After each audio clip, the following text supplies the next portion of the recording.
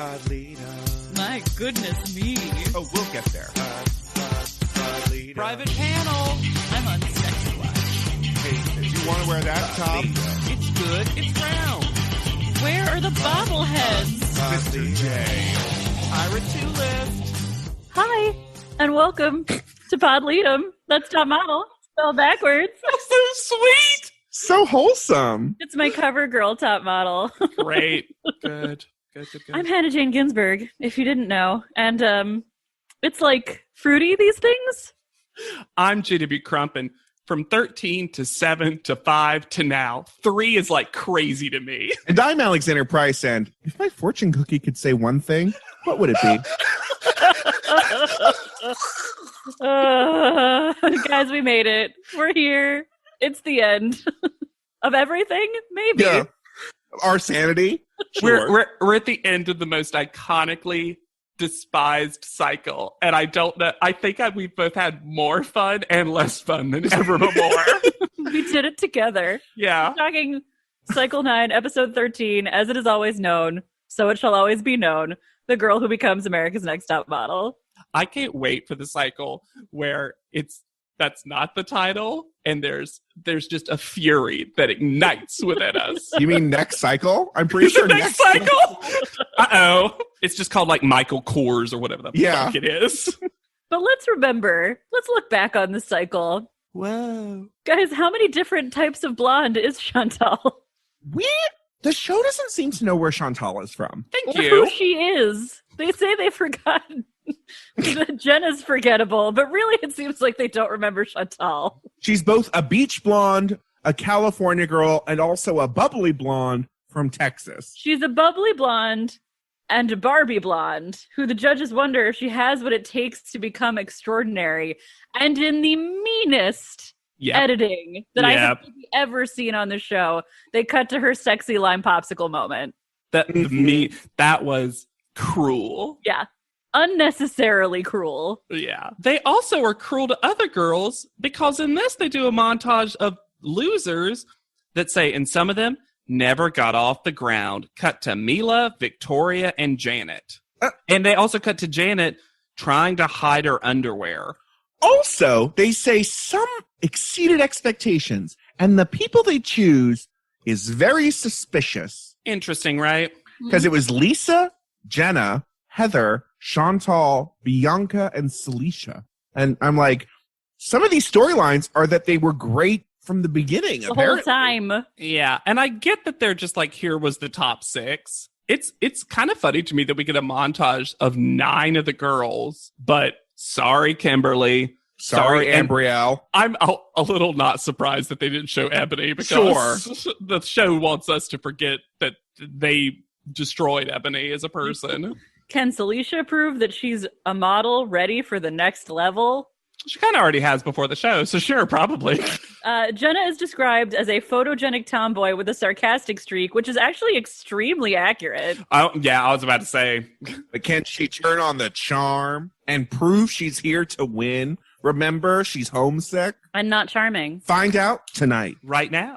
This Tyra mail they get, this is the least enthused they have been about receiving a Tyra mail. Yeah, and I think at least a little part of it is the fact that they got it right after judging. Mm-hmm. So they're just tired. Because it is noticeable that they're still in their couture dresses. Couture. Okay, we need to talk about it. Where are they getting these Tyra mails? They're in the stairwell, right? Between 2 enormous urns. Yeah. And also, that's where they chose to put the Jasleen 17 framed cover, which I understand because you're going to see it a lot. I get it. Because it's an Airbnb that was already decorated, and this was the one wall that didn't have a picture on it. Why here? Why is there not a better place in the apartment itself? Because they're sharing, it's actually a hostel, and they're sharing it with other people. They're sharing it with, what was her name? Becky? One Becky. 2 Beckys, 3 Beckys, or 4 Beckys. This begins, though, a lot of precog ability from some of these girls. Yeah, for real. Chantal says, it's CoverGirl, flavored lip gloss. And I was like, how do you know that? It said flavor. Chantal, right after she says that, also just already has it in her hand. She's like, what? Where'd this come from? She has all 12 flavors. What? Sorry, guys. The producers told me I was going to win. Should I know something? I saw the edit for the episode. Why is Celicia trying to convince us that she never thought she would make it this far?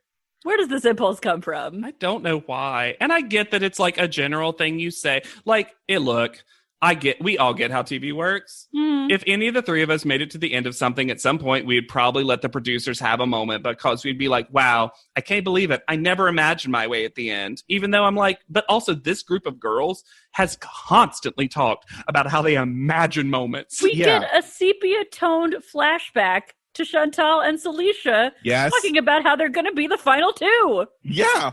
Yes. And we get another seer moment from Jenna when she says, I think that if you and I are bottom two tomorrow, I'll probably go home. Yeah, it's odd. And then Chantal the show can't needed muster. Spoiler alerts. Oh my God. I'm sorry. This is my favorite top model math word problem of all time.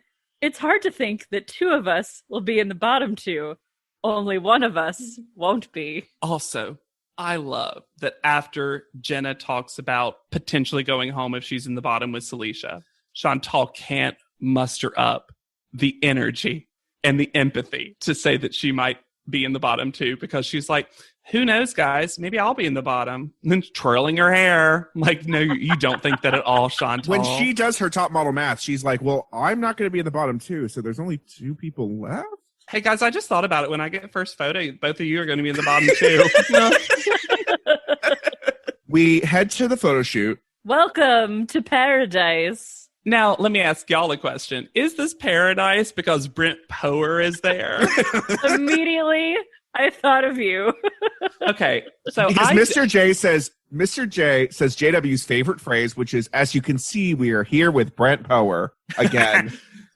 So we've talked enough about my personal crush on, but also everyone's general like of Brent Power, and he continues to be pretty good in this episode. I did a little deep dive on where Brent Power is now. I think he's enough of a character. Let's get a quick update. He's like new Dionk. A little bit. A little bit. Yeah. Now with more gay. Yeah. Dionk. His IG profile, and it's just like Brent Power's the name. Southerner, former New Yorker, now living in LA, working in advertising and making some skincare products as a side hustle. And then a link to Beauty with Brent. I think it's with Brent. He's currently the chief marketing officer for Zenith, which is giant. Wow. And he's got a LinkedIn that's just pages of him being multiple years being the executive or marketing lead. The coolest thing about his Instagram, as the last note on him, is how you can do the little highlights for old stories. Yeah. There's the first one's a top model one, and it's all these they've been scanned or digitally put in old photos of him with Danielle, Mr. J, and someone who I can't remember off the top of my head, but another top model person. And they just took this funny series of photos that tells a little fake story about one of them, Danny leaving one of them and finding a guy to fall in love with. And he was and at the end, he's just like, this is what we do behind the scenes during downtime in Top Model, is just make Polaroid stories or whatever. Is this why Danny was so tired when she came on with Brent Power? Because they were doing bits. Yeah. But I was just like, wow, this is really cute. This is really part of your life. And I'm interested to see if we see more of him, because it seemed like it was I didn't remember part of his Brent life. Power. Me either. No, me either. Anyway, that's our Brent Power update. We are back to a classic CoverGirl, super hard thing to say, with CoverGirl Wet Slicks Fruit Spritzers. Slicks and spritz being in the same sentence is a nightmare for anybody. Also, why do you need wet and slicks in the same product name? Because this product is VV Junior. There is a real junior energy to this. Yeah. To give almost an unfair advantage to one of the people. Which? I don't know. Jenna, because she's got two younger sisters. Doesn't it feel like it should be more of a Fanta product? Yes. They do kind of look like the Fanta girls. Especially when Jasleen shows up. The four of them are not Fanta girls. Yep. Well, now we're PC and we have a Fanta boy. So it's not the 2020 Fanta moment. Christian Mark. I don't know what that means. Christian Mark is there. Oh, he's the Fanta boy? He's the Fanta boy. Jasleen is here to remind I feel us. so stupid. In my head, I registered Christian as like the religion and then like a mark of Christianity. And I was like, what stigmata are you talking about? What happened? Or a man named Mark who is a Christian. Christian. Oh, you mean Christian Christian? There's Mark. Christian Mark and there's Jewish Mark. Yeah. Mark Feuerstein forever. Oh my God. Jasleen is here to remind us, you find out so many things about yourself by being in this competition. It's not even funny. Jasleen also has a new friend, and it's her giant fan, and you won't see her without it ever again. Nope. Yeah, of course Jasleen acquired a fan. Why, for this CoverGirl ad, are the contestants doing their own makeup? Yes! Thank you. Especially when Sutan is sitting in a chair right there. Yeah. Sutan is literally not doing his job. And we know that he gets fired at one point. I think this is near the end, right? Because at one point, Chantal is like touching up her makeup as Sutan like looks at her and then like doing it. Also, I did like the cute moment though of Jenna asking Chantal about Lemon. And like, Chantal, why is Lemon your favorite? And she like goes into her CoverGirl lines. I was like, that's cute. And what a fun way to learn your lines. I do also like when Jenna is trying to put, she's like, yeah, it's fruity. Want to smell it? And like shoving it at Christian Mark's face. That's how she's going to be as a CoverGirl. Smell it. Smell. Just stabbing people with makeup. How bad did you feel as soon as you heard fortune cookie come out of Chantal's mouth? Poor baby girl. That's not on her. No, it's not on her. That was copy. She had to memorize that. Also, they have to come up with their own? Also. No, she had to memorize it. Oh, okay. Also, can you imagine if she had come up with that on her own? Oh my God. No, I was asking, did they have to come up with what their fortune cookie saying was? Oh, it would be very CoverGirl. Top model to be like, what does my fortune cookie say? You'll get a refreshing... You just won America's Next Top Model. Your lucky numbers are 13, 7, 5, and 3. You just won America's Next Top Model in bed. Hannah, that was the best callback joke any of us have ever done with lucky numbers 13, 7, 5, and 3. That is so fucking smart. Y'all have to know out there that when someone does a joke that's like the perfect joke and it wasn't me, I'm both at the same time. My duality is always so happy for the person and so jealous. Yeah. Like, I'm so mad that I didn't think about that. But the worst thing about it, hard hitting the fortune cookie line, is that this doesn't even look like it's in China or anything. No. So you would just be like, why is that white girl talking about fortune cookies? They don't even make them say anything in Chinese. Which, thank goodness, honestly. Are all the flavors named Splash? Yes. Okay. Are y'all ready? Yes. Because I did. I am, but I want to be. I had a 2-hour deep dive today. It was all I did this morning before we recorded. Because Chantal is first, and she says there's 12 flavors. And so I think to myself, oh, we're seeing 3 of the flavors. I'll look up what the other 12 flavors are. Just before you go down this rabbit hole of crazy, okay. Why do we should not name makeup flavors. We should not name products to not eat flavors. Yeah. Except for smelly markers forever. Yeah, I mean, you gotta. Sure. Well, they do that because they're all fruits. Yeah. And I get that. Now, I thought to myself, JW, hey, good morning. Loving the iced latte you're drinking. You're going to look up these 12 flavors, and it's just going to be like, here's the 3 from the show, and here's the 9 others, and you're going to get to relay this information. Ha, ha, ha. Maybe one of them's funny. Ha, ha, ha. Move on. The first thing I looked up only said there were 9 flavors. And I was like, that's weird. And then I saw a picture that showed all 12, but didn't show the names, only showed what the associated fruit looked like on there. But on that list of 12, there wasn't a lemon. So I was like, wait, so there's 13? Because lemon's one of them. Then I only found out about some flavors from comments because this is a discontinued line. So now there's no way to currently order it. So I looked on some eBay sites because that's the only way you could get the full collection for $90. Also, $90 for this childish makeup? Also, people love this product. People are like, why won't this come back? This was my shit. Everyone loved it, apparently. Some wet slicks fruit spritzers. So here's the 14 confirmed flavors. What? Okay? Here's the 14 that I have a photo of and a name for. That's a CoverGirl's dozen. Ta-da! So good. It's because you're joking for 2. Oh my God. Okay. And I know there are listeners out there who are like, we don't give a fuck about this January. I don't care. So we get the 3 that they said that were all real: tangerine, berry, and lemon. Berry's important. Lemon got discontinued. Okay. Also, for a while, tangerine got rebranded to clementine and then went back. Okay. Okay. And they all just have splash. So literally all of the things I'm about to say are that word, splash. Mm-hmm. Okay. I even saw some photos of the product in the stores that said the name. And you'll see why it's more insane that that's true soon.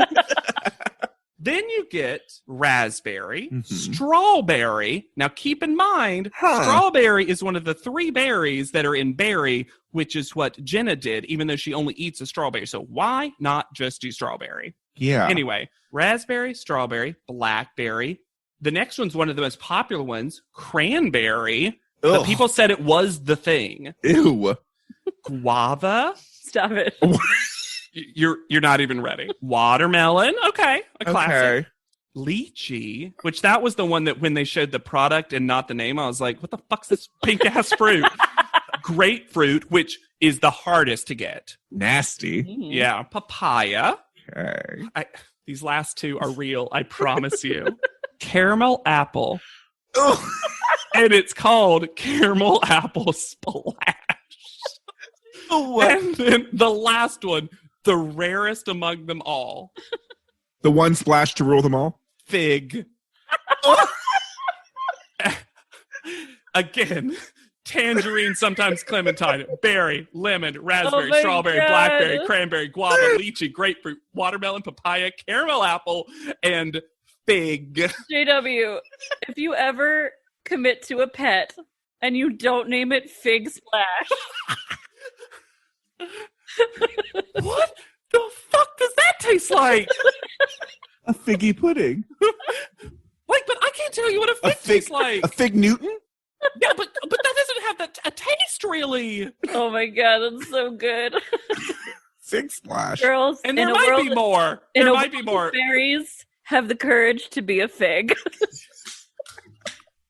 I wish they gave one of them a figs. They had to hold a fig. Just like, I wish they'd given one a caramel apple. I wanted berry. They have to hold all 3. Like Jenna has to hold a strawberry, a blackberry, and a raspberry. Just Well, like that's the one she was doing. a full papaya. A lychee, half peeled. I just also can't believe that they didn't do, just at some point, pineapple. Isn't that like one of the most common? Or tropical. Or banana. Can you imagine the CoverGirl shot? It's just her. Okay, we'll I'm move on. shocked they didn't But give that to y'all, Chantal, to be this fair. was so hard to look up all of these, but there was also so much evidence. It was worth it. Thank you for doing that. You're welcome. Okay, so Brent Power says the most southern and gay thing he's ever said because he goes, he goes, come on, honey, when she's not doing well, which has the energy of like sad gay southern father. Come on, honey. Guys, who wrote the line, a delicious fortune of refreshing shine? Brett Power. I hope he did. Does whoever With every line. Does whoever wrote this commercial think that you eat the fortune? Oh, there's a fortune in this cookie? Oh. It's not on rice paper? That's how you make the fortune come true. Oh, I'll see. Chantal gives us her definition of a cover girl, which is someone who is friendly and loves life and loves delicious fruity lip gloss. Which, where's the lie? That is true. Also, Jenna says of her performance, I think I embodied a happy me who is also into this lip gloss. What is up with the back of Jenna's dress? Yeah, there was something going on. I don't think it was like it fit her well and they were doing something to make it fit. There's minor drama on Jenna's shoot where it takes her, I believe, 8 takes. Yeah. And they say they're going to have to pull out the cue cards, and she really doesn't want that to happen. She gets one more shot without the cue cards and she does it. Knocks it out of the park. Yeah, we're going to get into this, but to me, this was the closest CoverGirl commercial shoot of all time, in which I thought they all did fine. Yeah. Yes, but there is background shenanigans, I think, happening. Well, what I'm gonna say is I agree with the end product that they all did fine. Yes. I think then you almost only have to judge it on what we're about to see, and there's a clear loser. Yep. Yes. Also, when was Jenna snotty? Jay calls her snotty at one point. I was like, who knows? They're just adding on traits to her. Also, you know what you never want to describe anything as? Virtually sticky free. You tell me how to get a fake completely sticky free. Have you opened a papaya before? It's rough. I'm just saying things should be either fully sticky free or sticky. Nothing should be virtually sticky free. Now we're into like future sex robot territory. I'm just saying. So Celicia, again, up to our theory. Celicia heard feedback. It had been uploaded into her top model processor. And she was like, I was about to cry and get frustrated. And Tyra told me to just let it out. So I got off stage so I could, not stage, but whatever, out of the photo shoot so I could cry. And she just sits down next to Mr. J and Brent, which seems like a strong alpha move. We also literally see real Celicia. When she gets upset, this like 13-year-old persona that she's put on kind of cracks. Yeah. And there is something really interesting about that. Yeah. Also, she actually, again, I agree with you. She comes across like kind of the most mature in this moment, like both the way she presents herself and her like actual vocal cadence. Yeah, she has a different voice. She does about 18 or 19 takes. They never threaten to bring out cue cards. Yes. Fascinating. From what we see on the show, it never gets brought up. Except you see cue cards when she walks off the set. You actually catch a sight of cue cards being held up. Wow, they have opened the restaurant shenanigans for business. I have never seen a top 3 contestant get so much coddling on the CoverGirl shoot before. Yeah. And it's like the same team literally from last cycle. Mm-hmm. So it's not like they haven't done it before. It's not like Brent's like a new person who's like, hey, why aren't we being nice to these people? Like, you saw what this was like last time. Also, we have not talked about how hideous Celicia's hair looks in this commercial. Yeah, they kind of mullet her up, right? Yeah, I think her makeup looks pretty bad, too. And that's partially because she got stuck with Tangerine. Yeah.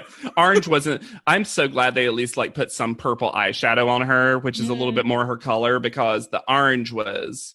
this is so stupid to say, but, like, in the world of, like, picking a fruit, and we know they have a lot of options, picking the fruit for these girls, like, yellow's going to look good on platinum blonde Chantal. She's proven that. It's what she has in her own wardrobe. And with those amazing lips, pink and reds, reds are going to look good on her. And I feel like they like gave Celicia like the worst of it. But what were they going to give her? Fig? I wish. I wish. Jim DeYonker comes for his official appearance. And Mr. J calls him Jimmy D. He does.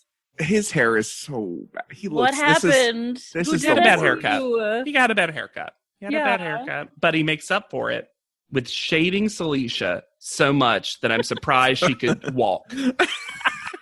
He goes, hey, so no lines to memorize here. Oh my God, Jimmy D. Also, do we agree that Jenna got the hardest fruit? Oh, I actually disagree. Okay. I think the strawberry is the easiest because I think there's a full strawberry. There's like an iconic way to like hold it and eat it. I actually fully think that that Chantal got the worst because you don't eat a lemon like that. You don't bite into a lemon. So she couldn't even do like a cute little thing in her teeth with it if she wanted to or whatever. I guess. But also I do remember Jenna trying to take a bite of hers during her commercial and it kind of like not happening. Yeah. So I don't know. During her commercial, yeah. She took a bite of it. It fell out. It was a really cute moment. Yeah. And that will be twisted against her. So we head to the first panel. Once again, no Tyra photo. But this is the second most important judging this cycle of Top Model. Is it? They do that every time. Like, it's like we know that just everyone's technically more important. Tyra looks good again. Beijing has treated I like her that well. dress. Absolutely. Chantal is wearing the better version of what Celicia wore in the last panel. I thought this was an incredibly cute and on-brand Chantal because she's kind of weirdly branded herself as an overall queen. Yep. I love it. And this black tank with the gray saggy overalls, cute, but not exactly model basic. I loved. Mm-hmm. I thought Celicia dressed very junior again. I thought Celicia's dressed pretty good this cycle, and this was like one of her worst outfits. Yeah. And then Jenna dressed like a model. Model basics. Model basics. Blue. The guest is Qui Gong. Who stands up when he's introduced, which is very sweet. It is. And he's got a translator. Darren Duan. Mm-hmm. And tonight they're going to start with something we do here at Top Model to see how knowledgeable you are about your competition. That's not what this game is. Also, I'm sorry, it's classic reality TV to ask who's your weakest competition, who should be eliminated tonight. Everyone almost does it at this point. Yeah, you didn't invent this. No. But although Top Model was early, they might have been on the cusp of it. But Maybe. regardless, you don't do it when there's 3. No! You only have 2 options. They don't even really ask anyone, like, at this point, Top Model's lost the ability to actually ask them who deserves to win it because the top 3 are like, me. Yeah, that test no longer applies because the show has been on long enough that they all know to answer themselves. Yeah. Especially these girls. Yeah. So Celicia's up first because they know that we should get Celicia up first because if anyone is going to ace this question and set this trend, it's going to be Celicia. Yeah, thank you. Actually, Celicia, could you come up here and do this correctly so everyone understands how we need this? Can you model this for everyone? Great, thank you so much. Yeah. So Celicia says, out of all the girls here, I mean, of course, I have to say myself. Good answer. Yeah. And then she thinks that Jenna has the least potential because she takes beautiful pictures and I love her, but her personality and how she carries herself, she can be very rude and disrespectful. I feel like Bianca before her, though, Celicia's playing the game, and she's parroting what the judges have said to make them think that they are correct. Because I agree. Because no matter what Celicia says, Chantal takes that knife and twists it, takes it out of Jenna's body, stabs her harder, and twists it again. And then Jenna says something about Chantal that she's made a lifelong enemy. Like, who cares? Yeah. It's like Celicia, you almost forget about her Yeah. because the Chantal-Jenna rivalry sparks. So Chantal says that she was made for modeling, which continues her storyline. Yeah. And that she is the best role model. And that Jenna has the least potential because I don't know if she's exactly the person I would want my little sister to look up to. And the thing is, such a rough thing to we say. just heard in the previous episode, Jenna talked to the panel in front of Chantal about her own 2 little sisters and how she just wants to be a good role model for them. Mm-hmm. Yeah. Chantal either coincidentally forgot that, which I do not believe, or decided to literally try to get Jenna so upset that she ruins her chances of winning. Which she kind of does. No, she definitely does. Fully does. This is the only time, though, we've seen like a ruthless side of Chantal. Yeah. So Jenna comes up and she says, shaken, clearly, that she has the most potential. I feel like girls will be able to look at me and see that they are just like me and that you don't have to be like super bubbly and cute because I'm an extremely happy person. And I don't know. I don't think that my laid back attitude can hurt me because I think that a laid back girl can still be a cover girl. Be a cover girl. And it's a good speech. It is a good speech. It's a shame she didn't deliver it better. But she's clearly so upset and hurt that that's the best it was going to come out. And then says, the least potential, I think out of everyone, Chantal is the most amateur. Which is, she knew exactly. These girls know at this point what will push each other's buttons. Because that was pushing both buttons on those overalls. Boop, boop. So Celicia comes up first. Tangerine Splash. Miss Tangerine. I hate that they are making... I like it sometimes when they're like, and what were you? And they're like, and we were this thing, because when they're all different. But this time, what were you? Tangerine Splash. I'm like, that's not what she was. And it's unfair of you to ask her that question. Yeah. You're not portraying these flavors. Yeah. So the commercial is very, very fakey. I'm going to say, though, that all of them kind of give me that energy, and that's a little bit of what CoverGirl is. Yeah, I think they're all plausibly CoverGirl. I also, though, will say, I think collectively this is one of my weakest top 3 commercials. Mm-hmm.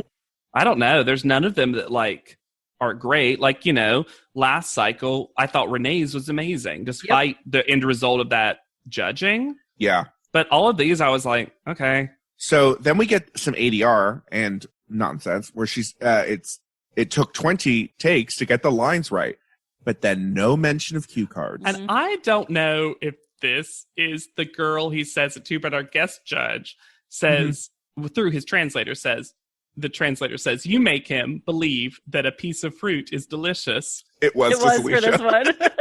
And all I could be like, do that for me in my diet. You know what I mean? Make me believe a piece of fruit is delicious. This is one of our we get 2 kinds of translators, I've learned. One that gives you the literal, and one that, like, summarizes the idea of it. And Darren is a full summarizer. Yeah, remember that one translator that was like, because he was saying asshole stuff, and that translator was like, what he basically said is like, meh. That translator was a hero. Yeah, right. So this photo. I think that it's, for me, of the 3, because in my head I have to just compare them to each other right now. Mm-hmm. It's my second place. I think she looks like a hostage in this photo. Yeah, I wish she did not look so painfully thin. Yeah. And I don't know where that's coming from, because that's never come up in her photos before. I wonder if these, you know how they blast CoverGirl photos to remove you of all things on your skin? I wonder if these got a little, like, slammed. Yeah. This smile is first. This is last time I get to say it, but like someone that her whole story is like commercial. She has yet to do a good commercial smile. Yeah, but I think part of it is, I agree with you. I'll say that. Let me also say that I think because they've been pushing her to not be commercial while she didn't actually have the chance to like be commercial, that she's constantly being like, well, what I naturally do is so commercial that I got to try to not do that. Maybe. I honestly, I don't know. There's a version of this where they didn't like make that all they ever said to Celicia, and she actually pulled this out. But yeah, I mean, I agree with your critique of the individual photo, though. I think all of the photos, these are not our best CoverGirl photos either, in addition to not being good commercials. No. And they're all looking so far to the side. Why? Right. Why are none of them looking at the fruit or something? Or the classic CoverGirl look to the heavens. Yes. Yeah. Shipping your little piece of fruit.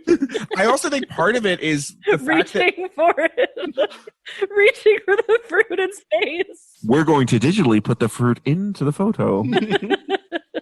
Oh my God, that would have been so funny if it was a tree of the fruit. And so she got to pick a strawberry, cute. And then Celicia got to pick a tangerine, cute. And then you just get Chantal picking a lemon. Like, JW, do you think strawberries grow on trees? They're in bushes. Oh, they're way low. Well, but still it's a strawberry bush. You still have to get it off the plant. Yeah. They just show up at the grocery store. I don't know what you're talking about.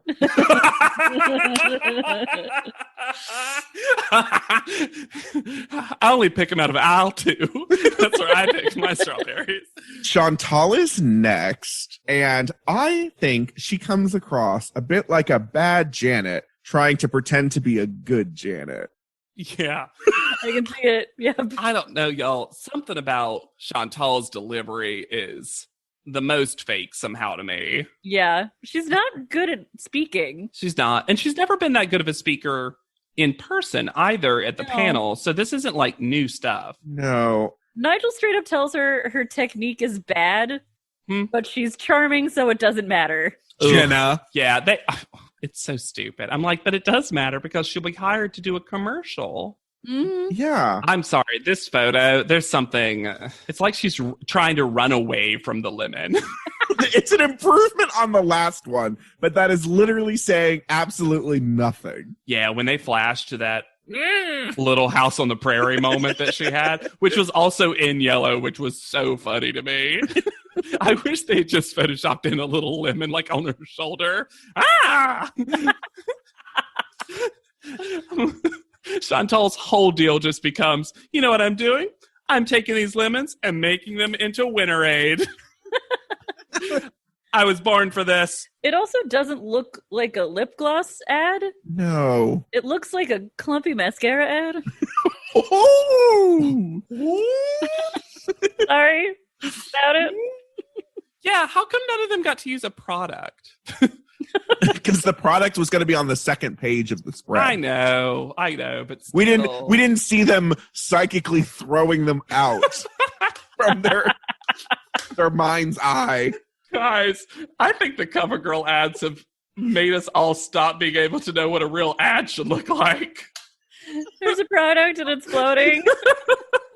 And then you're picking it out of the air, and it's also bigger than your head, but smaller than a bread box.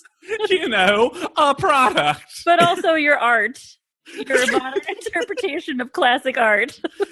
And no one's ever had a beauty mark.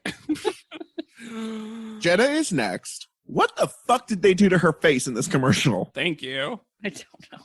It's crazy. There are some times, and I think maybe part of it is maybe Jenna herself, where I think you have to be real specific with her makeup. Yeah. Mm-hmm. I don't think she's necessarily a face that takes makeup well. She kind of reminds me of Yuvie in a way, how we more discussed. Extreme features. Exactly. And to be fair, I think Jenna has extreme features. Yeah.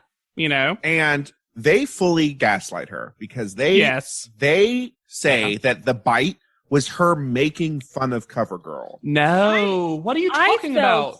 Gaslit by that critique. I was like, did we watch the same thing? Because it was so adorable. Yeah, it was so cute. You would use that as B-roll in the commercial when you were cutting them all together. And like believably cute from Jenna, which is a tall order. Yeah, absolutely. She's not a cute person. Yeah.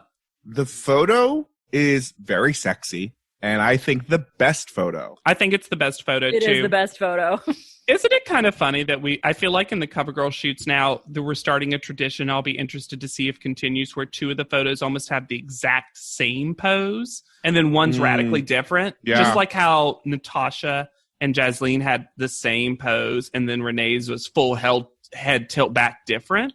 Yeah. And it always seems like so far the different one gets eliminated. Yeah. See, when I saw this photo, I wrote the note, she looks like a real model doing CoverGirl. Like she looks like an established model that got hired I feel that. for CoverGirl. I feel that. Yeah. And the makeup here is perfection. Yes. Yeah, thank you. A different person got in charge? Did Jimmy D get up in that? No, the first time. Jenna did it the first time. And then that's true. Yep. We should also note that for some reason they're wearing sateen nightgowns. I don't know. And then they destroy Jenna. Yep. And let's say, we say we. You say they. We say we, but it's Tyra. Because after a while, Twiggy and Miss J can't watch it anymore. Yeah. And they put their heads down because everyone is so uncomfortable by Tyra's dress down of Jenna. That they do cut to Chantal not giving a fuck, which is a funny edit. Like, called me amateur, die on stage. Why do you have such an armor? And there's something protecting you. So why do you think you have that? Oh, you have an inner resentment towards your mama? Oh my God. And then she just starts bawling and says, I don't want to do this. I don't want to cry in front of you guys. And this happens a lot in Top Model and especially the Psycho. So I'm going to say it right now. It kind of wanted, as if I'm tweeting, I don't know who needs to hear this, but being vulnerable is a great thing. Absolutely. Yep. It's also something that you have to be in a safe environment and pick and choose the times to be vulnerable. Yes. Also, if vulnerability to you is constantly having just raw emotion, that's not necessarily the healthiest thing in the world. No. And Top Model tends to say vulnerability is just outwardly crying and saying sad things that have happened to you. But only on our timeline. Yes. Yeah. Also true. Because when she says, I don't want you to see me as weak, it's because that's what happened last week. She was vulnerable last week and it got used against her. Yeah. I'd rather see a girl crying in front of me because she's hurt. Whew. She might have missed a lot of her childhood and being a normal girl than saying da-da-da-da and da-da-da-da. Which one is more of a human being? That more likable and vulnerable? This one probably feels a lot more uncomfortable, but it's a lot more real. Like, fuck off. It's so gross. It's the grossest this has been in a cycle where they've been doing it the entire time to multiple contestants. Especially because she's decided that Tyra has decided that the appropriate place to do this is the judging panel room and not her like coming to their apartment. Yeah. Yeah. And then Tyra That's a good doubles point. and triples down and says, remember when we did that photo shoot? And Oh, you no. find yourself? Yikes. You climb to the other side of the wall. And who's Jenna? You just did. You found her. Blurp. And also, again, that means that, like, this isn't Jenna. She did not find her real self. No. She just said something that made her upset. Yep. And then got the other girls to basically say that she sucks and she's rude and she's not a good role model for girls. Which, again, all of this would almost be, not fine, of course, but at least a little bit more plausible if you weren't about to eliminate her. I mean, Miss J literally says this is the perfect cover girl shot. Yeah. It's pretty, it's simple, it's clean, it's cover girl, which is so funny because he says pretty simple and clean. And I was like, we also have easy breezy, beautiful. But whatever. It is a really toxic message to say that you are at your most likable when you are forced to perform your trauma for essentially your boss. Yeah, it's the hardest thing about this cycle, because otherwise this cycle is kind of goofy, all things considered. But they've had so many people that they've made perform their trauma. Ebony absolutely did. Bianca absolutely had moments where they had to do that, even for smaller characters. Not like, you Sarah, know what I mean? Like, I would say. That's what I mean. Like people who weren't here as long as is what I meant by that. Private panel. Can we just say that Miss J fully calls out what Tyra did by saying, well, I think that emotions just always kind of be here and we're just bringing it to the surface. Maybe. And it sounds so critical and I appreciate that. Yes. And then Tyra chooses who the winner is in this moment. Yep. Because Celicia is CoverGirl and what she stands for and who she is. What she stands for? What the fuck does Celicia stand for? Tangerine Splash. What does CoverGirl stand for? Like, what? I mean, if you were going to say she's the kind of model that CoverGirl likes, we know what CoverGirl is. We know what 17 is. Like, you can say that stuff. But like, it's fully, she almost said, being from T-Zone, she understands how to be a good role model and have good self-esteem. Whoop.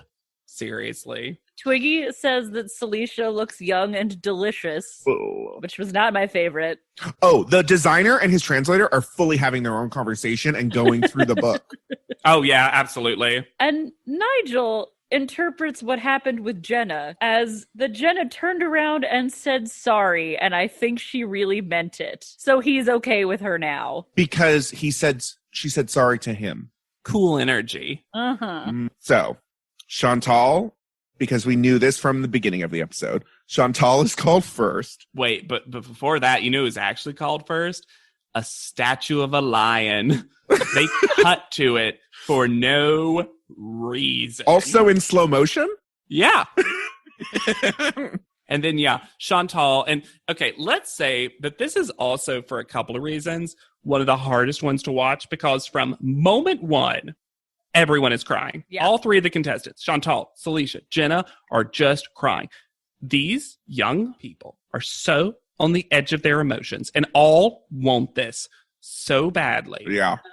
That this is just like, they're all but shaking. And Tyra actually doesn't know how to handle this. No. And we'll see that later. But yeah, Chantal gets called first. In my own conspiracy theory, because as we had discussed in a previous episode, you guys think that the show was setting up Chantal to win, if you had to guess. Me too. Yeah. I almost feel like Tyra hates Chantal so much that she sets her up hard to believe she's going to win. Yeah. So it'll hit even harder. Why does Tyra hate her? I don't know. She fully does, though. Yeah. I mean, we've seen shades of it. It's really interesting. Because she's happy. Yeah, it seems like there is a war going on between production and Tyra, where Tyra wants Celicia to win, and production wants Chantal to win. Yeah. Ooh, I have a conspiracy theory. Do. And Choquette wanted Chantal to win. She and Choquette does love Chantal. Yeah. And that's why maybe also we got edited out a compliment and she said more good things about Chantal, but we just get yellow shoes. Interesting. So I don't understand how from the critique that they get right here, Celicia stays. I think Celicia was surprised too. The look on her face really read shock. I mean, Tyra literally says your photos suck. But you stayed because you have potential, which hopefully all of the top 3 have? Yeah. Did you hear what I said about you? This moment. Oh my God. Celicia stays though. Yep. And then everyone, Chantal from the sidelines, the 2 girls hugging one another, are crying so hard, screaming I love you to each other, all that stuff. Tyra goes, you guys are going to make me cry. All these tears in the house. I'm like, yeah, Tyra, they're sad. Also, you could just cry too, Tyra. Except she can't. I know she can. I know she can. She's supposed to be crying and doesn't actually care. She says that they're going to make her cry. Yeah. It's just so funny to me because I'm like, that would have been a great moment. You should talk about vulnerability, Tyra. And you can't pull it out. Well, because she can't fake a tear because when she says to Jenna, I mean that. There's a career that can be kick-ass, okay? Okay, good. Say goodbye. And then Jenna's just evaporated. Yeah, pushes her off of that dangerous catwalk that they're on. The grossest part to me was Tyra telling Jenna that she felt like she knew her now. Ugh. Because that's the point of Top Model. Yeah, isn't that the real prize? That Tyra knows who you are now. All right. Her name is Jenna Duchette. Ooh. Jenna Duchette. Like I was about to say, like a lady douche. A Duchette. A tiny douche. There's not too much on Jenna in one regard. But interestingly, in April 2020, she did an AMA or an Ask Me Anything on Reddit. That sounded so grandpa. An AMA, or as one might call it, an Ask Me Anything. And she answered a lot of questions. And here are some of the most interesting answers, I thought. Someone questioned, like, hey, how did you feel about Celicia's the winner? We've all heard the conspiracy theories, whatever. She goes, here's the thing. Some producers cast Celicia because she was a great candidate for the show. She was cast because they thought she could win with her walk, look, and personality. She won because she won. I talked to her about her audition process, and we compared notes. If she was a ringer, she didn't know about it. I believe that. I believe that as well. I agree. She mentions that she was battling with alcoholism at age 18, and she makes kind of an offhand joke that she's kind of glad she didn't win because she would have spent $100,000 on booze. Wow. Yeah. Someone asked her about friendships and her least and most favorite photo shoots. Favorite, rock climbing. I was a rock climbing instructor before I went on the show, so I was thrilled about that one, obviously. Yeah. Least, the one with Nigel. Sorry, Nigel. Oh. I was close with almost everyone in the house while we lived together. I really liked everyone, but I'm not sure they all liked me, which is understandable. And yes, do not make judgment about people you watch in reality shows unless they look at the camera and say something all in one take, like, I hate puppies. Bianca and Heather were extremely close after that one argument, and Bianca has such a bright presence. I don't keep up with her a lot these days, but she's a wonderful person. I don't know much about Heather's point of view, but I can't remember her being actively ostracized. Fascinating insight, and really goes with what I said about Bianca, that her and Heather were super, and I know no one disagreed with me, but I think they were friends. Yeah. I think we were seeing, as you also said, we had a house of babblers, and Bianca was not ready for producers to prompt her. And so they would say something and then she would just talk. And then they would get as much, they would just be like, yum, yum, yum, yum, yum. Thank you for that drama that you're giving us. But Chantal is, I think, from what I can tell, fans of art. Yeah, whatever. Jenna, the blonde woman that got eliminated. I'm kidding. Jenna is someone who the Top Model fandom seems to really like. And I think it's the people who really like Jenna are fans for two reasons. One, she had a very strong portfolio. Yeah. Which I think we all... I think one of the strongest we've seen across the 9 cycles that we've rewatched. And Tyra said that too, which again is why she should have stayed, but whatever. Yeah. Also, I think I think she was dealing with a lot, but I did really like her being like, look, a cover girl and a role model and a good person doesn't just look like one thing. And I did really appreciate it that when she expressed that opinion. Yeah, and I really appreciated I liked Jenna more than I thought I might, only because she kind of called out like, oh, I see what's happening. This is about personality. I get it. Not my gig. I thought this was about modeling.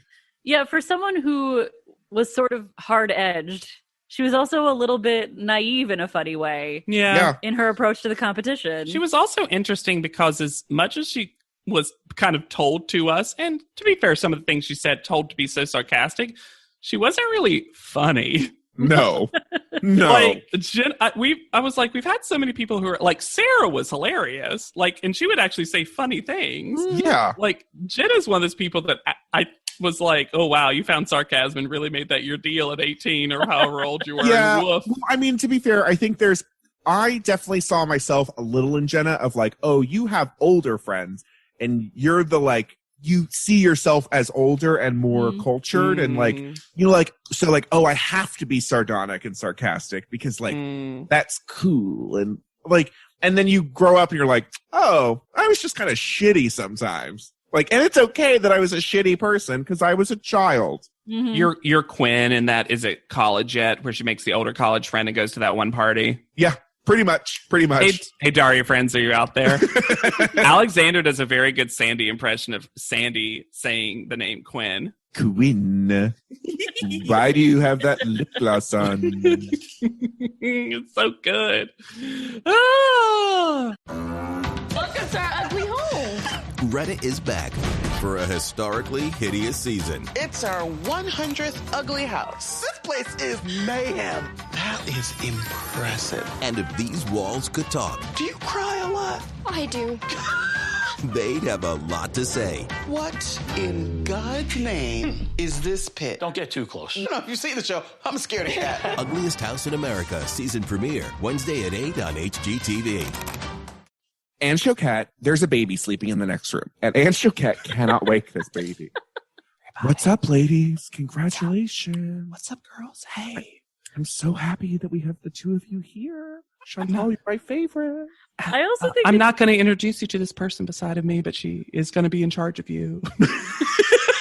I think it's really funny that Anne Choquette thinks that the most exciting thing about the cover of 17 magazine is that it will be on newsstands across the country. Come. I guess that's true. I mean, that's not wrong. I will say, though, we don't get the audio. There's a quick moment when they're getting ready that you see Anne Choquette actually doing Anne Choquette's job. And all of a sudden, hands are out. Big like she's like doing her job, and I was like, show me Choquette. Choquette me this version of Anne Choquette, because something tells me Anne. Something tells me that Anne Choquette has decided she needs to be this 17 magazine version of herself. Yeah. And I feel like there's a badass editor-in-chief somewhere there that we don't get to see, and that's who I want. Well, it's weighed down by this table of accessories.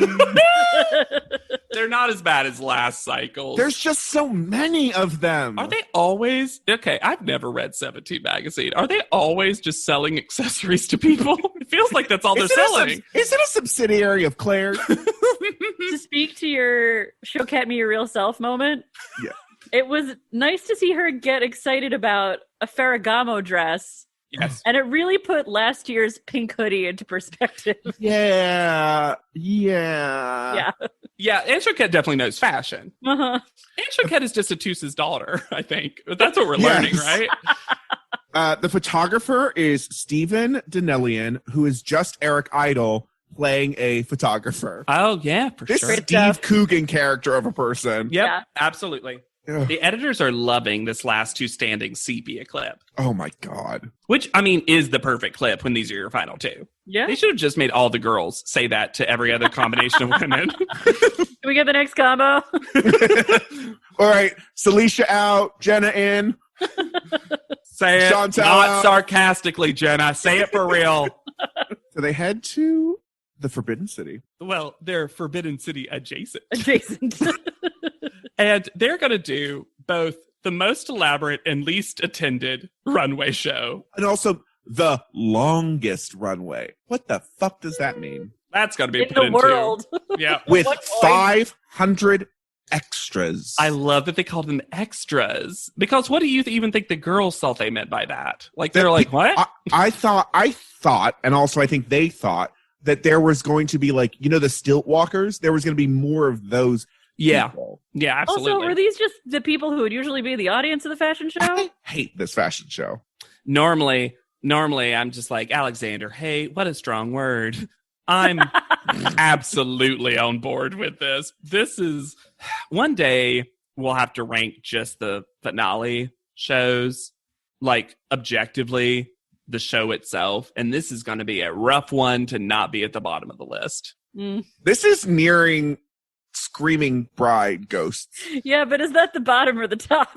I was about to say, but at least that one was also interesting. Memorable. Sure, I guess, but like, so there's also... Tell me one thing about this except Chantal getting a murder charge. There is zero drama happening behind the scenes, except there is a silent clip of Celicia getting told off by the designer to pick up the train. And like, he is angry. Oh, I missed that and I wish I hadn't. My favorite part about backstage is finding out what the name of Jaslene's teen book is. Oh my God, it's me, Jasleen. How has there not actually been a young adult novel called OMG God? It's God's teen daughter. Come to Earth. It's like, and I'm Jesse. Jesus is my brother. OMG God. Oh, well, this won't do. Not this sin. So, talking about Jasleen, Christian Mark cannot do Jasleen's hair. Y'all, because Alexander took off his glasses to say this. Just handle it. Because she's moving so rapidly that he at one point just gives up. It's so funny. So this show starts in the most narcissistic way because the judges have to walk in. The judges have to walk in one at a time. And then we get to Tyra. And this is where some of the 500 extras are utilized because she gets a giant orange umbrella parasol thing that covers her while she walks with several people beside of her. I will say this, though. Tyra looked great. She did look great. Tyra looked great. Yeah. We find out Nigel cannot walk for shit. Yeah, no. That's not his deal. Twiggy actually kind of did a little bit of her model walk, though, and it was kind of nice to see that. And then they all just sit on the throne. We kind of got shades of this version in Thailand, I feel like, but there were also still actual people watching the show. Uh-huh. If you haven't seen this, we can't emphasize enough. Even though there's tons of people around, there's these 500 extras who are just sitting on the ground, seated watching. There's no actual people watching this show besides the judges that aren't, they're like actual people interested in seeing the fashions, which is a shame because some of these gowns are pretty gorgeous. I liked a lot of the fashion. The fashion, to me, when it didn't look good, looked plausibly high fashion, if that makes sense. Yeah, for sure. I agree. Even if it wasn't your taste, it was like, I understand this. It just makes us feel like this is not real, that this is not a thing. Like, it's not happening. I don't think it is. And I think this is also this is the moment where instead of incorporating the top model contestants into a pre-existing show, that we start getting top model creating their own finale moments because let's see how wild and crazy because we can make the spectacle of it all. I was almost surprised that there were other models. Honestly. And not just Jasleen. You barely see it. Well, Jasleen only walks once. Yeah. And why are there no, you should have photographers there. Yeah. There's not a one, not a reporter, not a photographer, not a blogger. The still walkers are cool. Sure. Yeah. One of them is going crazy at the front. Yeah, and I didn't know if that was an acting choice or they couldn't get balanced. Yeah, they were having issues. We learn that it is very windy. Yeah. It also seems like they're in literally like a wind tunnel because absolutely. That may be why that stilt walker was having a tough time. So there's if there's going to be only one real iconic moment in this runway show, it is that we probably get the biggest, as far as I can remember, accident that happens in the finale. Yeah. And this is one that Chantal's expression is so genuine and also what you would think because this person could have very much hurt themselves. Well, shenanigans. They did this runway multiple times. How do you know? Because at one point the wind is blowing one way And then there's clips of Chantal not tripping that stilt walker. I thought that I saw a clip where she's in that outfit, not tripping. She gets her heel caught a little bit, but she doesn't trip the stilt walker. What?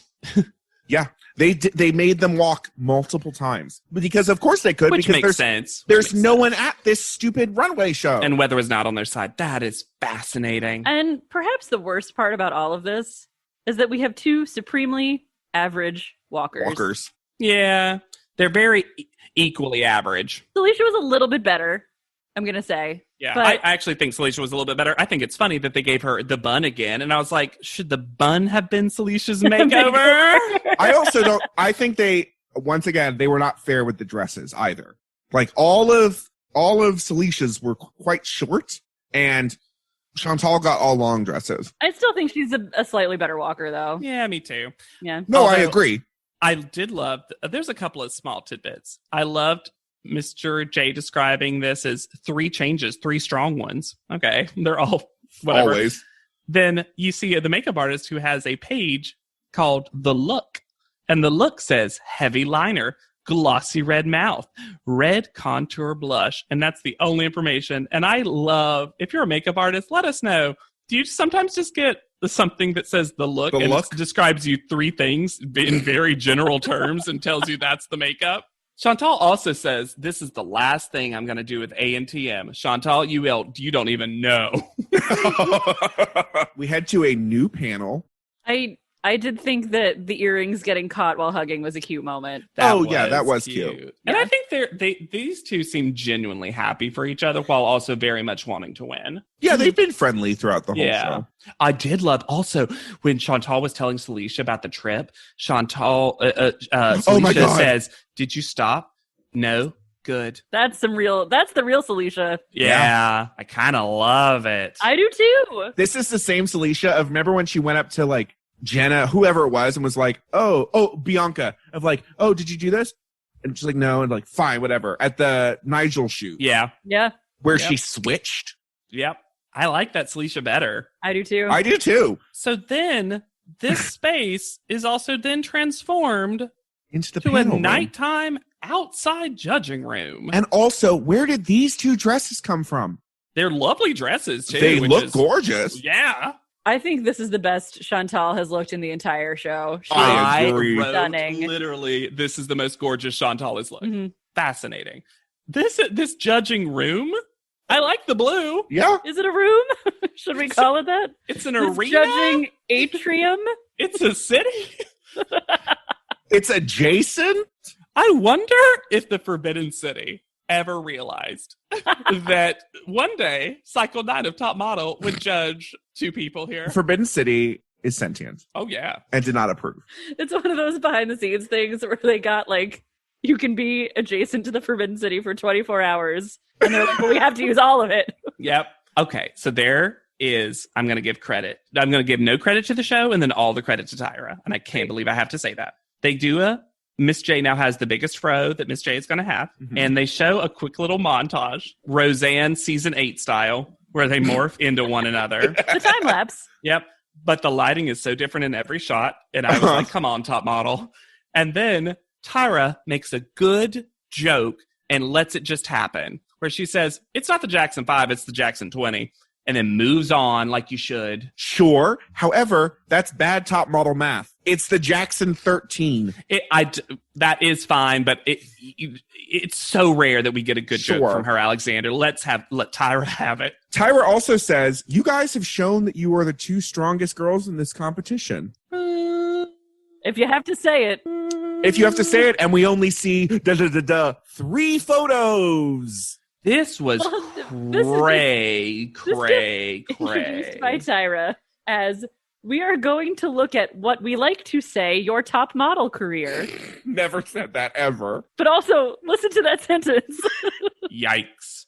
So we get their literal first thing, smoking. So we get to see Heather again. A very strong message about smoking, or shall we say, the negative effects of smoking. Cool. Thanks for re-explaining it. She says, do you even remember that shoot? And then this is going to be a weird one because normally when we do this, we pick our favorites, but there's only going to be and I can't emphasize this enough, 3 photos. Yeah. And they all are, the best one of each is the same person. Yeah, it's Chantal. It's Chantal. And then they do fashion gargoyles, which, why? And they say Celicia's pose is innovative. If I'm remembering this correctly, it's 2 Mike Rosenthals and a Tyra, right? Yes. Ooh. 2 makes Is it this a a tie. rights issue? I don't know. But why would you have the right to the photos? I would ask if they were trying to make the photos seem more competitive, but Chantal clearly has the best one all 3 times. This is also the problem, though. These 2 have they have maybe the weakest portfolios of a top 2. Yeah. Yeah, that's a big part because they weren't going to show the flower shoot. Nope. Rough. I will say, in my opinion, technically it's Chantal, and then they skip all the way to the Wall of China, and I would have given that one maybe by an edge to Celicia, but like they're both strong. But then if you include the group shot. Yeah, but did they? Sure, no. They didn't include any photos, Alexander. But yeah, Nigel literally told Celicia Why she not was... show the recycling one? They both did. I know you didn't like her paper one. Sure. But they both did pretty well at that one. In what world, picking 3 is crazy. But in what world is fashion gargoyles one of the 3? I couldn't. But also, why would you pick where Chantal is clearly the better one? Because she was just always going to be better. They don't even bring up the CoverGirl shot. Does Tyra just want to be like, wow, Chantal, it really looks like you're going to win. Chantal doesn't look like you're going to win. You're not. About the runway, because it's now only a runway competition. That's the only part that matters in who wins. There is something that Tyra says that you 2 have to tell me what it means. She's talking about the newly iconic Chantal kills a person. And then she says, well, what happened? And, Chantal was like, well, I turned back. I was really concerned. I tried to keep my face, but I know it showed on my face, and which is fair because that's a moment where it's okay to break. Yes. And then Tyra says, you think that you forgot that it happened? What? I didn't understand it either. I rewound it. I looked at the captions. You think that you forgot it happened. And then Chantal's like, no? Oh, maybe. Maybe. I just described it to you. Oh, I think I know what it means. What does it mean? Okay. I'll take anything. Okay. If we're going to continue this line that Tyra hates Chantal and she's setting her up, right? Sure, She's reality. She's like, oh, you think you're going to win? You think you forgot it happened? Tyra remembers. Smize Cream Farm remembers. Yeah. There was an overall sense that she was accusing Chantal of being a bad person, which is the first time that Tyra has done this cycle. Yes. Or ever? No, she kept degree? that thing. You remember when they were doing the dance training and she was like, oh, your man wouldn't like you because you're only into yourself? Yeah. Yeah. She hates Chantal. Yes. You know how, I don't know if y'all have seen these, but it's kind of a new-ish YouTube trend for people to be like, if it's like Drag Race, 3 minutes of Priyanka being the most relatable or whatever, I want someone to edit together 5 minutes of Tyra Banks hating Chantal. Easy. Bet you could do it. Then Tyra gives the most anticlimactic, dismissive, we're going to deliberate ever with no pun, where she just goes, we'll see you in a bit. Wow, live baby. Private panel. I wrote a bad note, but I need to fess up. I said, because it's not untrue. I wrote, wait, Alexander, are you going to be vulnerable to us? Are we going to see the other Alexander behind the wall? Yeah. Choquette us yourself, Alexander. I will. I wrote, Miss J and Chantal are on Team Chantal. And I clearly meant Twiggy. You're not wrong, though. I'm not You're wrong. not wrong. Here's Nigel's glowing praise of Celicia. Celicia's really pretty good and doesn't need much training. Wow. I mean, capable's a compliment, I But guess. she's not capable. Not really. I know. But you're right. You're right that it's very clear that the divisory line is Tyra Nigel pro Celicia. Yep. And then Twiggy Miss J pro Chantal. And because of behind the scenes rumors, we don't have Mr. J here to be the as deciding a potential vote. tiebreaker. But he also hates Chantal and doesn't really like Celicia. Yeah, he would have been like, is Lisa still around? Where's Heather? Is this the shortest Is this the shortest finale judging we've ever had, like, by Yes. far? Was this episode just so chock full of other stuff that they both edited out, like showing a lot of the pictures and edited down this private panel? It feels like this took no time at all. And it was mostly about how hard it's going to be for Tyra to tell them. Yeah. And then Miss J's like, we can all stand next to you. And she's like, no, that's not what I meant. Well, because it feels like Miss J's like, well, I'll tell them that Chantal wins. Because because Miss J is like, they came in, they were the two commercial girls, but if we're looking at high fashion, Chantal is the winner. And Nigel's like, why would you say such a thing? He's like, because she never looked at me like I was high fashion. And he's like, because I'm looking at Chantal. And then Twiggy says that she is both womanly shaped and yet long and willowy. Woman shaped? Is that technically the last thing Twiggy will ever say on the show? I think so. Is willowy the last word that Twiggy will utter on Top I'm Model? actually fine with that. I think that's kind of perfect. And then Tyra says, I didn't think either of these girls were going to go far. And they would go home this was early. A weird moment. I did like, because it is very true, that Tyra's like, I think everyone always wants it, but I think whoever of these two girls doesn't get it is going to be crushed. I'm like, yeah, Tyra, they're crying at the top three. Trust me, you're going to crush one of them. You guys, please let me do the speech. Please. This hot nonsense of speech that I didn't see coming. Before you do, I noticed Tyra stands pigeon-toed. Hey. I bet it's going to be brought up in a future cycle. Mm-hmm. You come from Austin, Texas, a Texas girl. And you, Celicia, come from Los Angeles, California. And I think that has a lot to do with the beauty that you guys both have on the inside. Because that's so important. Because we've seen girls in this competition that took stunning pictures, but they're not standing here because they didn't shine from the inside like you all do. Also, what the actual hell does it mean that because you're from Texas or LA that you shine on the inside? It's like it's like the middle of the sentence was edited out. You know how the stereotype about LA is that they're beautiful on the inside and it's not about superficial beauty at all? You know that very common stereotype about LA? It's really just kind of a fuck you to Jenna to be like, wherever Jenna was from, can't even remember. She wasn't beautiful on the inside. Well, it's absolutely what it came across like. And also it's one of those things where it's like, I love the idea of Tyra always just naming cities that people are from and then describing what that makes them. Like, just, you are from Chicago and you from Denver. It's what makes you both flexible. Like, what? Those assholes from Connecticut who are so ugly on the inside. That woman who we shall not name from New Haven was real and prickly. the worst place in the world, Jersey City, New York. Inside of that screen. Inside of that screen. Photo of the winner of America's Next Top Model. I imagine. On the screen. Inside. Holding it with little tiny TV hands. Little doll hands holding it inside. And it's pretty quick for all the tears she could have wrung out of this. And then it's like, Celicia, yep. We get the least we've ever gotten, I feel like, from the runner-up. Yeah. Gone. Episode done. Was this episode running long? I don't understand why this judging was so quick. Because it was a nonsense judging. Because they had to spend it all on breaking down Jenna. Yeah. Then, y'all, when Celicia says, when I was younger, I was just weird and I had low self-esteem. I wish the URL for T-Zone had come up like underneath Celicia while she said that. I honestly don't know. I wonder if when Celicia looked at the edit of this whole thing, she was like, wait, did they make me a commercial for T-Zone? You know what I mean? Like, she's like, uh-oh.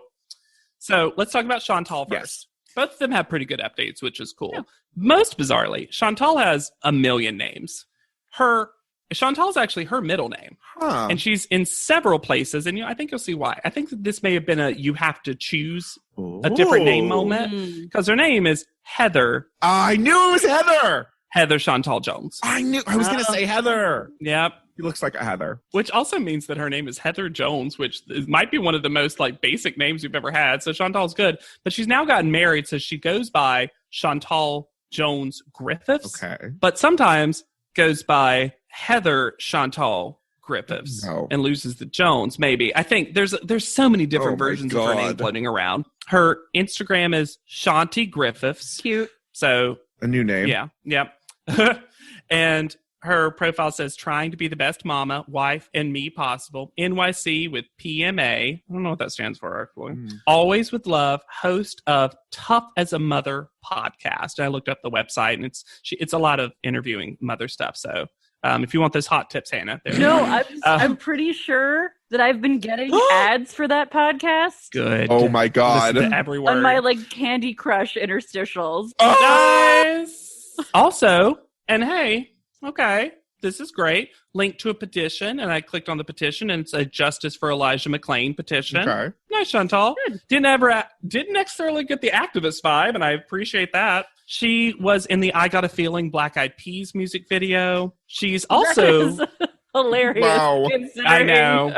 Our history with music videos on this show. I know, right? She proved him wrong.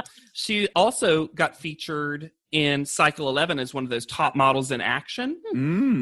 So she's, and she's going to guest star in Cycle 12 along with Bianca in a runway teach. What? So get ready for that. I don't remember that at all. She's walked for Oscar de la Renta, Lauren Conrad, the Pussycat Dolls fashion show.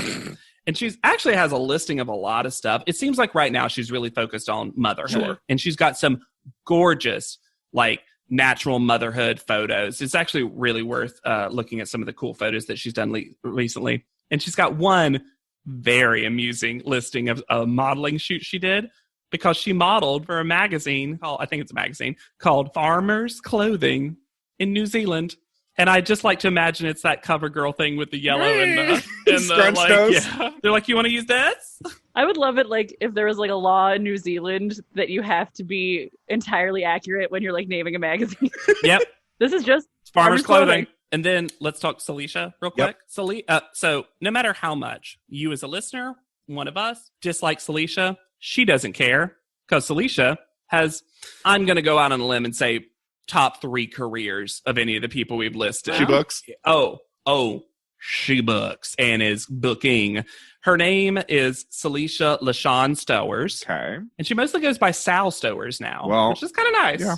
Actress, humanitarian, and fitness certified personal trainer. She became, and then It Matters Only That You Love. And she also works with World Vision USA, which looks like a charity. Mm-hmm. She went full actor. She's been on New Girl. She's been on Ugly Betty. She's been on The Exes, and she became a big soap opera star. Oh. She was on All My Children for 42 episodes. Wow. As Cassandra Foster. Oh, wait. Then since 2015, she's played the character of Lonnie Price. Lonnie, maybe? Oops. I should look that up. Lonnie Price. Who cares? I'm human. In Days of Our Lives, you can look up so many clips of this character, including one that is classic soap opera, where her character said that she went off to a nunnery. She crashes a wedding dressed in full nun garb and then pulls off the nun stuff to reveal a gorgeous gown and says, I never became a nun. And it's just like, why were you wearing the nun habit? I have never that was her fake plot line. I looked it all never up. been more jealous of a top model contestant. I know. And there's some interesting stuff. Like when she was first introduced to Days of Our Lives, TV Source magazine says about her character, I'll say it's disappointing that once again an actress of color remains an afterthought in a genre that once placed a value on showcasing diversity, which is interesting. Basically, when her character was added to Days of Our Lives, a lot of people just said it was kind of just there to have token a couple diversity. of additional token characters. And what's great is that she's become a really popular character, and y'all, she's been in under 300 episodes. What? And is still on the show. Wow. So that's what she's known as. Plus, IMDb says that she is a recurring series regular in a new show that's just been announced called Beyond Therapy, and I don't know much about that except for I think she had a character name listed, but she's in every episode of that. Does she have the time if she's on a soap opera? Jesus. So she went full actor. My instinct was to say that I was surprised and that I would not have guessed that she would have been one of our ones to go full actor. But thinking about the acting that she did as a contestant. As Celicia on Top Model. Good for her. Oh yeah. Absolutely good for Celicia. And also everything that I looked up of contestants talking about Celicia seems pretty positive or neutral.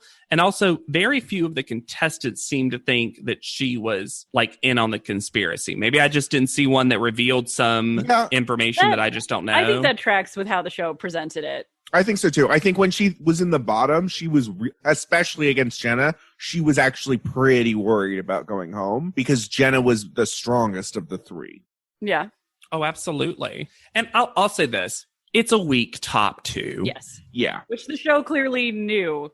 And also based on the top model math, the call-out order that we've talked about a couple of times that you can view in its entirety on the Wikipedia page for the specific cycle, the top three should have been Jenna, Lisa, Heather, which that's a strong top three. Super strong top three. Yeah. It's so funny. Lisa is, I think, technically second or something with Jenna as the first, maybe, and Heather as third. Maybe I'm getting that wrong. I didn't write that down, but it's just so funny because I'm like, Lisa might be one of the biggest where she actually placed and where she should have placed that we've ever had. Yeah. Because 6 is like, feels like forever ago. Yeah. To kind of eulogize them a little more, I guess. We've talked about them, but like, I definitely didn't change my opinion super much. Because we didn't actually know who Celicia was on the show. Like the glimpses of Celicia that we saw, I far preferred, and I wish we had seen that person. Yeah. Yeah. And I definitely forgot how single-minded Chantal was. Me too. I didn't remember a lot about Chantal at all, and I don't dislike her, but I actually feel like all the BS that we went through using therapy on these girls and making them be vulnerable and all that stuff that was like constantly thrown at us. I feel like this is the top two that we knew the least about. Yeah. Well, it's because I think that they wanted it. They wanted it, but they were also bubbly. And so they were like, oh, we don't have to therapize them because they're so happy all the time. Especially if the theory that 17 is getting more involved holds true, which does track for me. Yeah. Also, this is the last cycle with Twiggy. I think we can eulogize Twiggy. Yeah, Twiggy. I actually, in her first couple of cycles, really liked her as the new judge. Yeah. I thought she added a different perspective, and I really liked her. I also think she was pretty good. I think Twiggy was best used when she was at Teach's. I agree. I think she was a good enough presenter, and also like the girls clearly generally liked Twiggy. There was a different energy this cycle with Twiggy, though. This felt very like, oh, maybe Twiggy stayed one season too long. Yeah. Yeah. And in the future, most of these new people only stay for 3. And maybe this is the reason. It's really interesting to watch a season of the show where the biggest villain is the show itself. Yes. Absolutely. Because I accept, and I think anybody who really loves reality TV in whatever form accepts that the producers are picking narratives. Oh, yeah. Of course. And you would have to. Reality TV is an editor's medium. Cool. Yep. Got it. But the things that they picked were just so far away from reality and from what we were seeing that it almost felt insulting. Yeah. This felt the most shenanigans that we've seen. For sure. And we saw how cobbled together, and like we saw all the bumps and things of trying to stick these stories and scenes together. This was the only time we have pointed out almost every episode some big, wild editing switcheroo. Yep. And I think that's telling of the disjointedness of the show. I also think the show is getting in its way because instead of letting plot lines and narratives for the individual contestants naturally happen, or to use what naturally, organically comes from the contestants and their own interactions, in the panel room, they're forcing these moments. Yep. Yeah. They're forcing bottom twos that include someone who needs to be, quote, taught a lesson, and they're like making it happen in a way that, it's a little insulting. It also sometimes feels like they don't know what we as fans want to see. Yeah. They definitely didn't feel like they knew who people would like. I'll be really interested when we start Cycle 10, which I remember being one of my more favorite ones. Me too. It's a new judge. I know Alexander loves Paulina. I'm going to be so disappointed, I'm sure. And I know it's when you've rewatched the least, Hannah. Yeah, I don't remember Cycle 10 that well at all, honestly. Yeah. So, and I've been purposely making sure not to randomly watch episodes so I could be as fresh as possible for it, because something tells me we're going to see a very different top model in Cycle 10 because I almost feel like it'll be like a soft reboot in a way. And if you think this podcast is a soft reboot of life, TV, or sanity, you should rate, review, and subscribe to this podcast. We love hearing your thoughts. Let us know what you're ready for. You can always send us an email at podleadum.com. Make sure to follow us on Spotify. Do all, the things. You're here. You know the things. You get it. And if, this, I always think, show us who's on the other side of the wall. These transitions. I got you, Alexander. These transitions between seasons are the perfect time to tell a friend. Grow your own home Podleadum hive. Even if it's your dirty little secret, there's someone in your small town or big city that is all about top model. You can find me anywhere at Yet Charming. You can find me on Instagram at Hannah Jane Ginsburg. I'm on Twitter at JW Crump, and also a lot of you just find me on Instagram, and I find that very impressive. And we got a great one from Gabby recently, who gave us permission for this quote to read this quote, which is, "I recently discovered Podleadum, and I have to say this is the best content I've consumed in a long time. I'm currently a grad student working/studying crazy hours, and I've started looking forward to my commute, so I get to listen to you, Hannah, Jane, and Alexander.